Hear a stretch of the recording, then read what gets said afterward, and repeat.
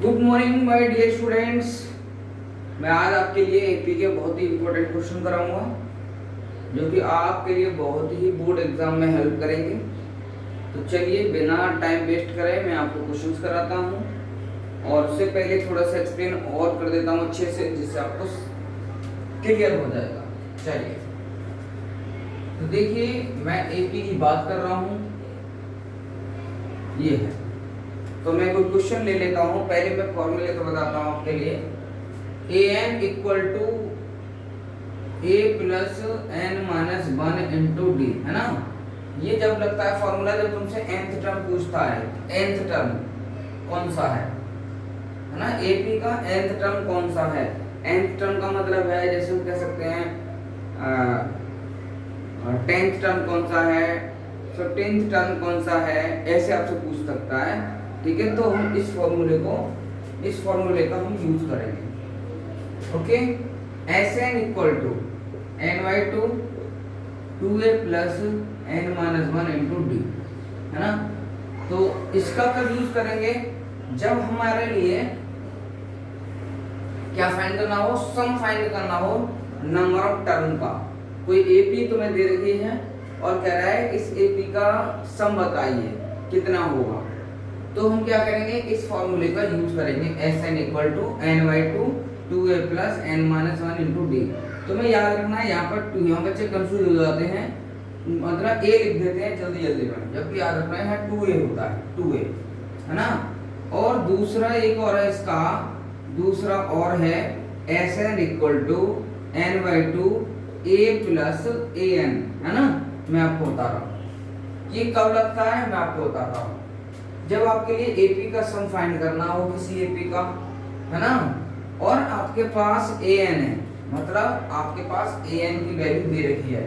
AP का last term given है आपको, एपी का लास्ट टर्म, तो हम इसका यूज कर लेते हैं। अगर हमारे पास लास्ट टर्म नहीं है, हमारे पास लास्ट टर्म नहीं है एपी का, और आपसे सम पूछ रहा है एपी का कि इतने टर्म का सम बताओ, टर्म बता देगा कि इतने टर्म का सम बताओ, तो हम इसका यूज करते हैं, क्योंकि हमें लास्ट टर्म नहीं पता है एपी का।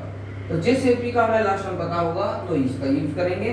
और देखो, जरूरी नहीं है ना कि हमें ये यूज करना, आप चाहो तो इसको यूज कर लीजिए, कोई जरूरी नहीं कि हम लास्ट टर्म पता होगा तो इसे, थोड़ा इससे इजी हो जाता है और कुछ नहीं है। और आपको लगा सर हम तो कंफ्यूज हो जाएंगे, तो कोई जरूरत नहीं है, आप इसी का यूज करें। ठीक है, इसी का यूज करें आप, कोई जरूरत नहीं है इसकी, इसका यूज करें और इसका। देखिए, एक चीज मैं आपको बताने को जा रहा हूँ, याद रखना है तुम्हें, सम निकालने के लिए क्या क्या वैल्यू पता होना चाहिए, किस किस की वैल्यू पता होना चाहिए। तो पहले तो हमें n पता होना चाहिए, मस्ट है। अगर n आपको नहीं पता है एपी का, तो आप सम नहीं फाइंड कर सकते। ए फर्स्ट टर्म, डी कॉमन, ये तीन मस्ट होना है, तभी आप एपी का सम बता सकते हैं। जैसे मैं कोई क्वेश्चन ले रहा हूं और मैं आपको अच्छे से समझाऊंगा, इसमें आपको हर चीज क्लियर होगी।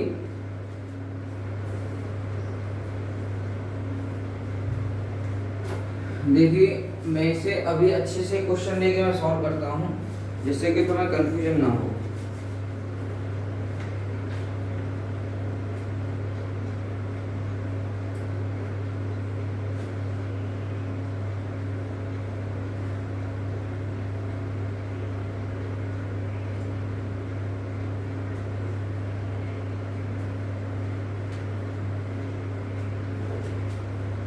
देखिए question, find the sum of first 16 terms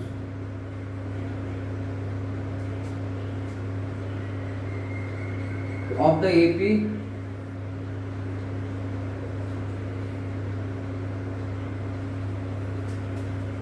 ten 6 2 dot. इस एपी का तुमसे सम पूछा है, इस एपी का सम बताओ। अब देखो, बहुत इजी क्वेश्चन है, मैं पहले इजी ले रहा हूँ, डिफिकल्ट ले लिया है। तो देखिए, आपको क्या क्या चाहिए, n चाहिए, n कितना है, सम पूछ रहा है, सम, फाइंड द सम। ये रह गया। Find the sum of first 60 term of the AP this, ये एपी है। एन कितना है 16 है, ए 10 है, डी 6 में से 10 माइनस कर दो,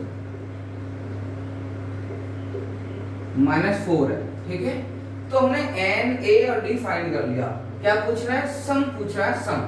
तो सम वाला फॉर्मूला लगा दो, S N equal to N by two 2a प्लस n माइनस 1 इंटू डी, ये मैंने लगा दिया। अब आप क्या करें, n है वहां 60 रख दो, जहां n है वहां 60, यहाँ n है तो यहाँ 60 लगा दो, s 16 n 16 by 2 2a 10 n 16 minus 1, देखो 16 माइनस 1 d माइनस 4। तो 2 से 16 2 8 जा 10 2 जा 20, 16 में 1 माइनस कर दो 15 इंटू -4।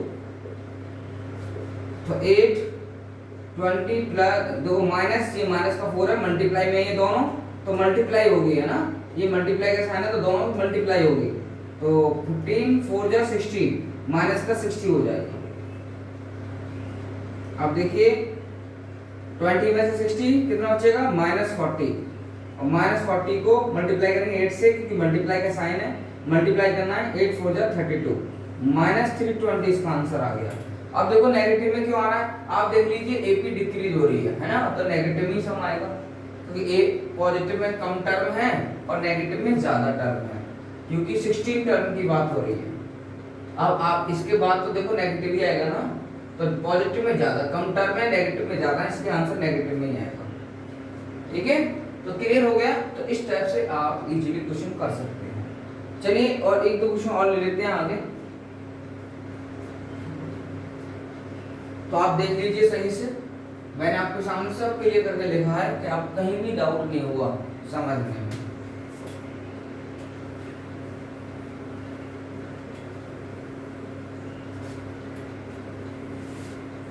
नेक्स्ट मैं कुछ क्वेश्चन ऐसे लेता हूं जो आते ही आते हैं, है ना।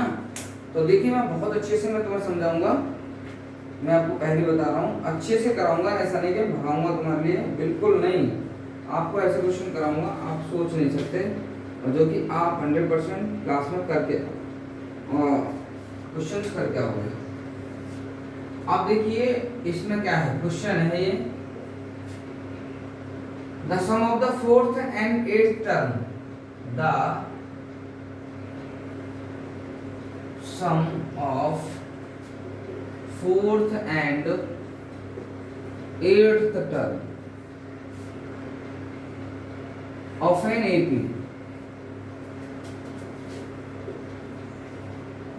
is 24 and the sum of the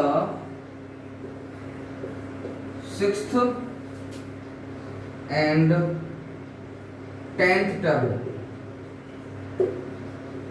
is 44.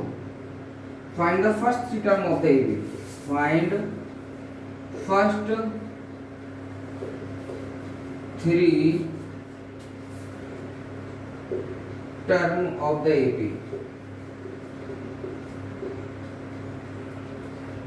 अब देखिए आपसे ये क्वेश्चन है ना। अब देखो बेटे एक चीज ध्यान रखना है तुम्हें कि सम से डायरेक्ट आप ऐसे मत समझ लेना, है ना, कि ऐसा नहीं करना।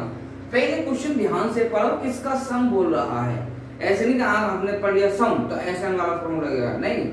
आप पहले क्वेश्चन को ध्यान से पढ़ें, क्या कह रहा है देखिए, द सम ऑफ, किसका सम, 4th and 8th टर्म, मतलब 4th और 8th टर्म का सम, मतलब इन दोनों के बीच में किसका आएगा, प्लस का साइन आएगा, of N AP is 24 equal to 24।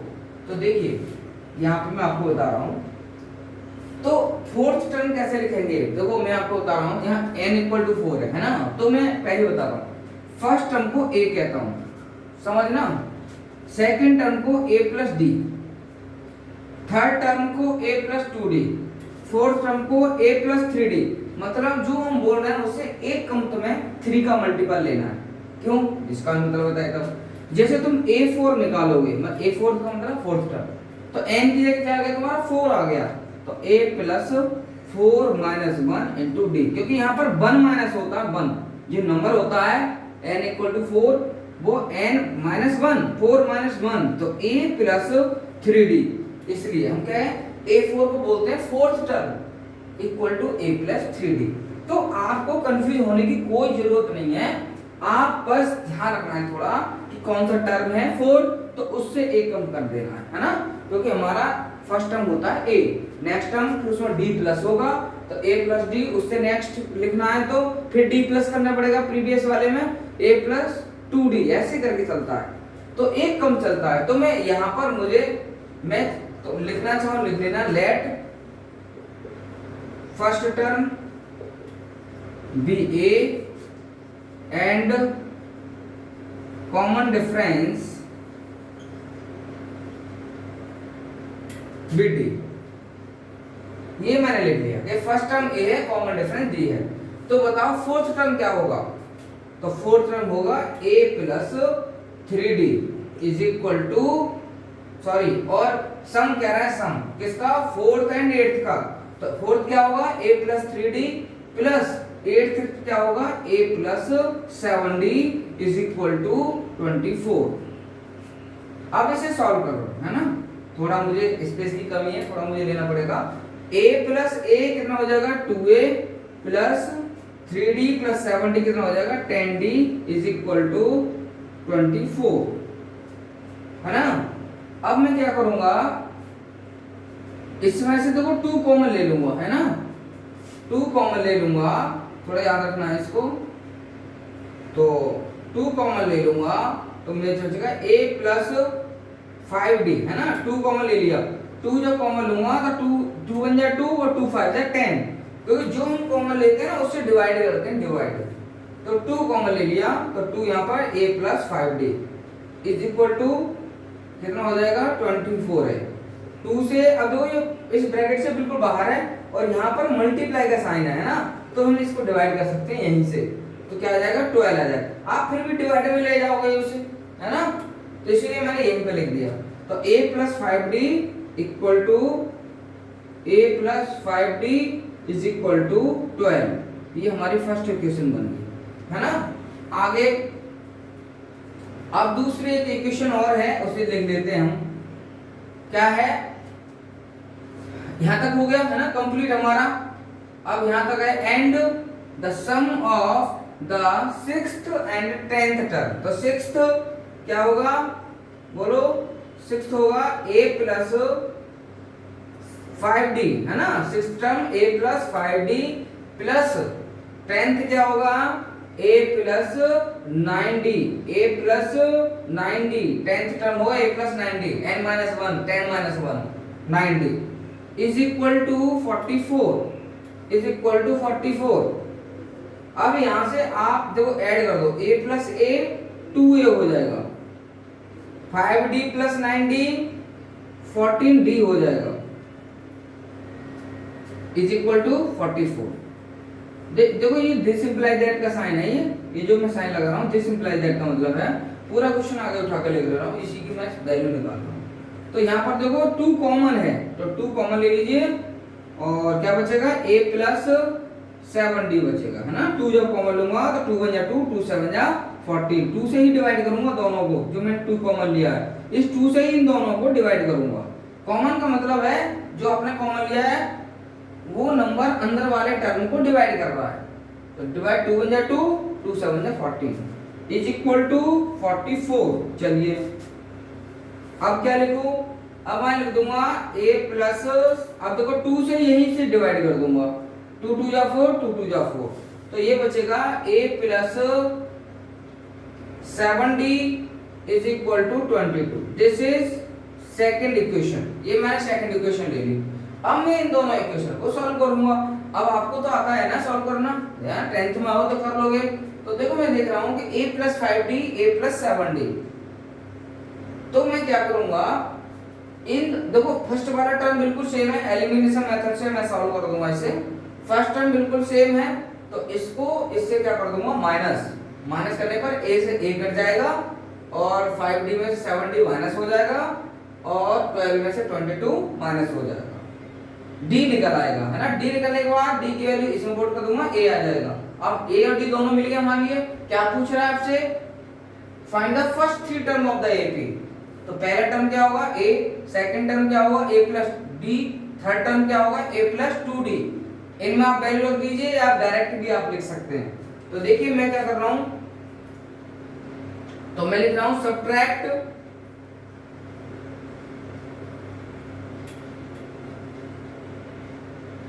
First from second, ये मैं माइनस कर रहा हूं। तो देखो, तो सब्ट्रैक्ट करते हैं, तो पहले किससे कर रहा हूं? फर्स्ट को 2 से, तो पहले 2 वाला ऊपर लिखूंगा, a plus 7d equal to 22, और ये नीचे लिखूंगा फर्स्ट वाले को a plus 5d is equal to 12। अब मैं इसे माइनस कर रहा हूं, देखो माइनस माइनस और ये माइनस, क्योंकि आप सब्ट्रैक्ट करेंगे नीचे वाले का साइन चेंज करना पड़ेगा। लाइन थोड़ा इन दोनों में गैप रखना है, मैं सबसे कह रहा हूं इन दोनों में भी गैप रखना है, जिससे तुम माइनस का साइन लगा सको। ये a प्लस का है तो माइनस का, ये प्लस का है 5d तो माइनस का हो गया, प्लस का 12 है तो ये माइनस का हो गया, ये गया कैंसिल, ये हो गया कैंसिल। 5d में 7d में से 5d माइनस करोगे 2d बचेगा, है ना, और इक्वल टू 22 में से 12 माइनस करोगे 10 बचेगा। अब 2d है तो 2 इसको 10 को डिवाइड कर देगा, 2 5 जा 10, ये कर दिया आपने। तो d की वैल्यू क्या आ गई? d की वैल्यू आ गई बेटा 2 आ गई। अब d की वैल्यू, सॉरी 2 नहीं 5, d की वैल्यू 5 आ गई। अब d की वैल्यू 5 इसमें पुट कर देंगे एनी वन, चाहे 1 में पुट कर दो चाहे आप 2 में पुट कर दो, d इक्वल टू 5। तो पुटिंग इन, हाँ दोबारा लिख देता हूं, तो d की वैल्यू में यहीं पे लिख देता हूं ना, तो यहां लिख दूंगा। तो मेरी d की जो वैल्यू है क्या है? 5। अब मैं लिखूंगा putting d equal to 5 in first, put कर दो फर्स्ट में d इक्वल टू 5, तो a plus 5 multiply 5 is equal to 12, तो a प्लस 5 5 जा 25 इक्वल टू 12, प्लस का 25 क्या जाएगा, किसका हो जाएगा? माइनस का। तो a इक्वल टू क्या आ गया हमारा? 12 में से 25, तो 8 और 5 ये तुम्हारा 13, माइनस 13 आ गया हमारा a हमारा माइनस 13, d हमारा 5। अब ये तुमसे कह रहा है राइट फर्स्ट थ्री टर्म, तो फर्स्ट थ्री टर्म लिखने हैं आपको, है ना। तो फर्स्ट टर्म क्या हो गया? फर्स्ट टर्म हो गया हमारा माइनस 13, सेकेंड टर्म क्या हो गया? अब देखो माइनस 13 में क्या ऐड करना है? d, तो minus 13 plus 5, minus 13 plus 5 equal, बताओ क्या आएगा? माइनस 13 प्लस 5 ये आ गया हमारा माइनस 8, और थर्ड टर्म अब माइनस 8 में फिर 5 प्लस होगा, क्योंकि d को प्लस करना हर बार तो मैं प्रीवियस टर्म में, तो माइनस 8 में हम 5 प्लस करेंगे तो क्या आएगा? -3। तो ये हमारे फर्स्ट थ्री टर्म आ गए एपी के, -13, -8, -3। तो ये मैंने तुम्हें क्वेश्चन इसलिए कराया है, इससे बहुत सारे तुम्हारे डाउट क्लियर होंगे, ठीक है। थोड़ा छोटा हो गया, लेकिन अगली बार थोड़ा मैं बड़ा करूंगा। क्वेश्चन ने ज्यादा स्पेस ले लिया, क्वेश्चन को मैं समेटना चाहूंगा इतने में बस, है ना। बाकी सब सॉल्यूशन कर रखूंगा, थोड़ा हो गया इस बार, तो मैं और अच्छे क्वेश्चन लेके आऊंगा, बहुत अच्छे से तुम्हें समझाऊंगा, ठीक है। तो मैंने तुम्हें बताया फोर्थ एंड एथ टर्म का सम 24 है, तो a plus 3d plus a plus 7d equal to 24। Next sixth term और टेंथ टर्म का क्या सम 44 है, तो a plus 5d plus a plus 9d equal 44। Find first three term of the AP. अब मुझे जो इक्वेशन है, जैसे मैंने लिखा है, जो मैं बोल रहा था, इसे सॉल्व किया है मैंने, है ना, देख लीजिए आप, तो ये फर्स्ट आ गया। ऐसे सेकंड को सॉल्व किया है मैंने, देखो ये सॉल्व किया है ये, ओके। तो ये मेरा सेकंड इक्वेशन आ गई। फिर दोनों सब्ट्रैक्ट किया फर्स्ट को सेकंड से, मतलब इस फर्स्ट इक्वेशन को सेकंड से, तो सेकंड को ऊपर लिखा फर्स्ट को नीचे। साइन चेंज करने पड़ेंगे जब सब्ट्रैक्ट करते हैं, तो ये से कैंसिल, ये से माइनस, ये 2 से 10 को डिवाइड कर दिया 5 आ गया, d = 5 इन फर्स्ट पुट कर दिया मैंने, a आ गया, फिर मैंने first term second term third term ये मैंने निकाल दिया, है ना। तो सभी को समझ में आ जाना चाहिए, मेरे दिमाग में इतना तो कोई डिफिकल्ट नहीं है, और अच्छे अच्छे क्वेश्चन लेके आऊंगा, बहुत ही इजी मेथड से मैं आपको समझाऊंगा। प्लीज मुझे सपोर्ट करें और मेरे चैनल को सब्सक्राइब जरूर करें, बिना सब्सक्राइब करें जाना नहीं है। जो बच्चा मेरी वीडियो देखता है और लगता है कि मैं तो 10th में नहीं हूं तो मेरा क्या फायदा है, कोई बात नहीं, लेकिन अपने पड़ोस के स्टूडेंट्स के लिए बता सकते हैं जिससे उसका फ्यूचर अच्छा हो सकता है। मैं गारंटी दे रहा हूं, फ्री ऑफ कॉस्ट पूरी साल पढ़ाऊंगा मैं, जरूर आपको 10-10 मिनट्स की वीडियो में ही पूरा कोर्स करा दूंगा, और मैं गारंटी देता हूं ऐसे ऐसे क्वेश्चन कराऊंगा कि तुम सोच नहीं सकते, और 100% तुम्हारे मैथ्स में जो मार्क्स आएंगे ना 95 प्लस होंगे, 100 भी आ सकते हैं। मेरे इस बार एक स्टूडेंट्स के 98 भी आए हैं, है ना, 98 हैं, और इससे पीछे में 100 भी आए हैं मेरे स्टूडेंट्स के। तो मैं बता रहा हूँ आपके लिए, आप मेरे साथ लगे रहिए, मैं गारंटी देता हूँ अगर मेरी 10-10 मिनट की वीडियो और शॉर्ट्स को आपने देखा तो मैं गारंटी देता हूँ कि आपसे अच्छा मैथ में कोई होगा नहीं। ठीक है, चलिए नमस्कार, आज के लिए इतना ही, धन्यवाद।